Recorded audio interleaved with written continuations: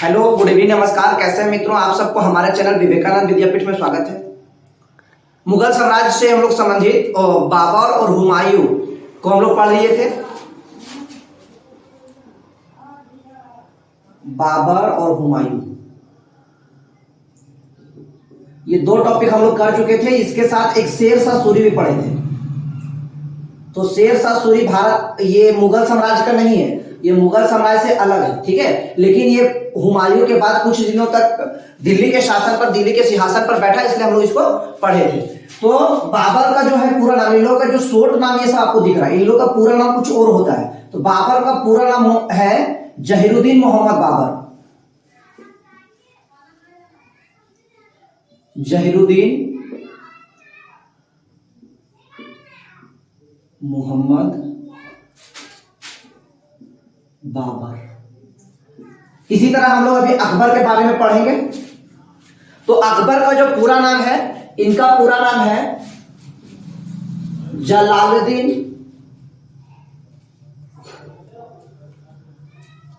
मोहम्मद अकबर, ठीक है, इनका पूरा नाम। अकबर का जो जन्म हुआ था, जब इनके पिताजी शेर शाह से पराजय हो गए थे और यहां छोड़कर चले गए थे, तब उनका जन्म हुआ था अमरकोट में। और इनका जन्म हुआ 15 अक्टूबर 1942 को, ठीक है। इनका जन्म कब हुआ? 15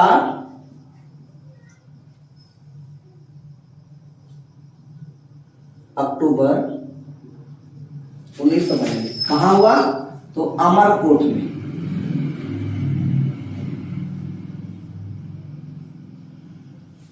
अमरकोट अब वर्तमान में ये पाकिस्तान में पड़ता है।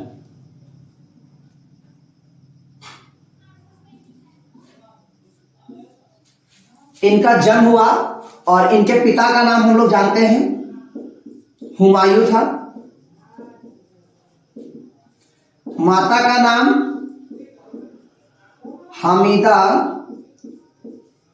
बानो बेगम।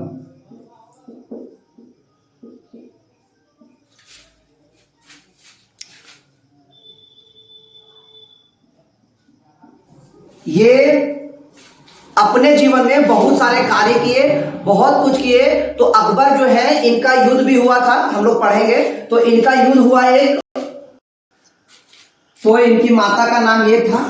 तो अपने पिता के मृत्यु यानी हुमायूं के मृत्यु के बाद ये 14 वर्ष के अल्पायु में ही दिल्ली के सिंहासन पर बैठ गए। और अकबर के एक संरक्षक थे, जिनको हम कहते हैं बैरम खां, उन्हीं के देख रेख में ये पंजाब के किला नौर या कहीं कहीं काला नौर लिखा रहता है, वहां से ये अपना साम्राज्य को छोटा सा एक मंच बना करके वहां से ये शुरू किए। तो वहां पर बैठने के बाद वहां से अपना प्रारंभ किया। और 1556 में इनका एक पहला युद्ध हुआ अफगानों से, मुगल और अफगान के बीच। मुगल और अफगानों के बीच। इनको कहते हैं पानीपत का द्वितीय युद्ध। पानीपत का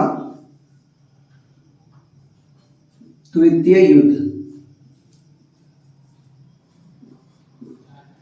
तो 1556 में एक और युद्ध हुआ इनका 1576 में, जिसमें मेवाड़ के राणा 1576 मेवाड़ के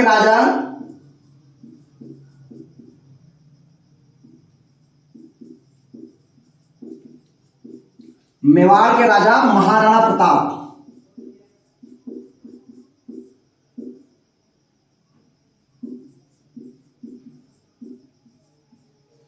ठीक है, मेवाड़ के राजा महाराणा प्रताप के साथ इनका युद्ध हुआ, जिसको हम लोग कहते हैं हल्दी घाटी का युद्ध, ठीक है। 1576 में हल्दी घाटी का युद्ध हुआ। किसके किसके बीच में हुआ? हल्दी घाटी है ना, पूरा लिख लिया। तो किनके किनके बीच हुआ? मुगलों के बीच और महाराणा प्रताप के बीच। तो मुगल के ओर से ये आपका मान सिंह कमान संभाले थे, यानी उनका जो सेनापति होते हैं वो मान सिंह थे। और इधर मेवाड़ के महाराणा प्रताप की ओर से हकीम का सूरी कमान संभाले थे। ये बहुत निर्णायक लड़ाई थी, इन पे हम लोग टॉपिक ले लेंगे। तो कुछ इतिहासकार कहते हैं कि अकबर जो थे एक महान शासक थे, महान राजा थे, क्योंकि इनके दरबार में हम लोग नवरत्न का नाम सुने होंगे। इनके दरबार में नवरत्न रहते थे, जिसमें मान सिंह, टोडरमल, बीरबल, तानसेन आदि आदि थे। तो इसमें जो आपका टोडरमल है वो वित्त मंत्री थे, और आपका तानसेन थे वो संगीतकार थे, और अबुल फजल भी थे। तो ये बहुत बड़े इतिहासकार हुए हैं। उसी समय हमारे झारखंड प्रदेश का नाम अबुल फजल एक किताब लिखे थे आईने अकबरी। तो आईने अकबरी को किसने लिखा?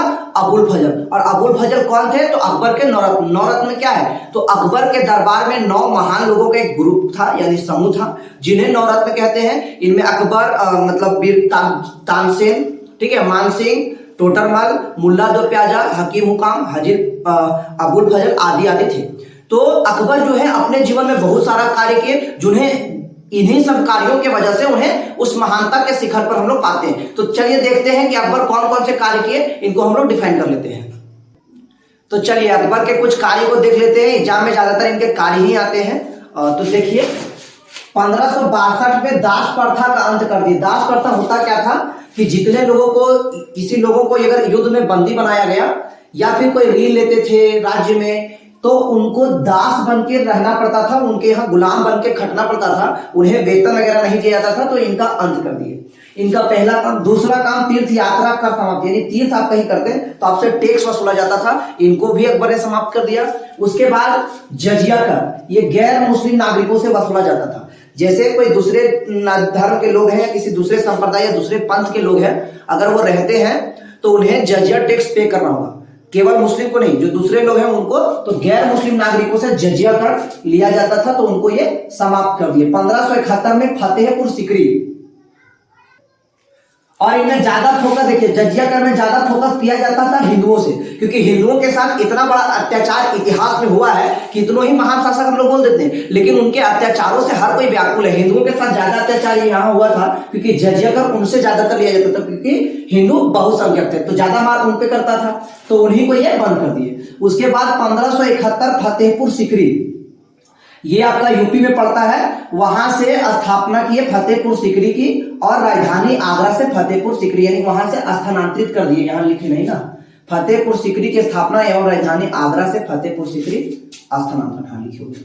तो यहां से फतेहपुर सीकरी कर दिए, यहां से बदल के यहां आ गए, इनका राजधानी बदल गया, ठीक है।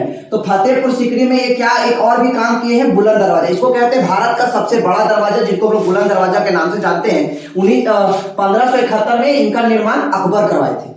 उसके बाद 1575 में इबादत खाना, यानी नमाज पढ़ने वाले में सभी धर्मों की प्रवेश की अनुमति, केवल मुस्लिम नहीं, बाकी उसमें सभी तरह के लोग जा सकते हैं, नमाज अदा कर सकते हैं, इन तरह का व्यवस्था की। उनके बाद 1542 में दीन ए इलाही, इसमें सभी धर्मों में आपस में जो तोड़ मरोड़ है या फिर टूट फूट है, इनको जोड़ने के लिए लोग कहते हैं, लेकिन इसकी वास्तविकता कुछ और है। इनकी गहराई में अपन जाए तो इनके बारे में पता चलेगा कि ये कुछ अलग मानसिकता के साथ लाया गया था। तो दीन ए इलाही जो है, ये अकबर के द्वारा चलाया गया एक धर्म था। दीन ए इलाही की स्थापना कब किए थे अकबर? 1582 में। उसके बाद 1583 में खुद का एक कैलेंडर यानी इलाही संवत को शुरुआत किए। इनकी मृत्यु 27 अक्टूबर 1905 को बीमारी के कारण हो गया, और इनका जो मकबरा है वो सिकंदरा में है। ये जो आपका है एग्जाम के पॉइंट ऑफ व्यू से वेरी वेरी इंपॉर्टेंट है। और इनके यहाँ चित्रकार भी हुआ करते थे, यानी कि राजा के यहाँ चित्र बनाना भी राजा को बहुत शौक होता था, तो रखते थे। तो उनमें से दसवन और बसावन ये 2 चित्रकार हुए हैं, और एक और है। तो इनके यहाँ एक और व्यवस्था भी था, मनसबदारी व्यवस्था। तो मनसबदारी एक विशिष्ट प्रशासनिक व्यवस्था था, यानी राजकाज को सही से चलाना, वहां में व्यवस्था स्थापित करना, ये मनसबदारी व्यवस्था पर था। इन पे बहुत बड़ा टॉपिक चलता है। तो अकबर का जो सबसे बड़ा मुकाबला हुआ है वो महाराणा प्रताप के साथ हुआ है। उन पे हम लोग चर्चा करेंगे कि महाराणा प्रताप जो हल्दी घाटी का युद्ध हुआ, उस निर्णायक लड़ाई में क्या हुआ था। हमें इतिहास में कुछ और पढ़ा दिया जाता है, उनको भी हम लोग सही से देखेंगे। तो चलिए फिर इसके बाद हम लोग आगे टॉपिक में मिलते हैं।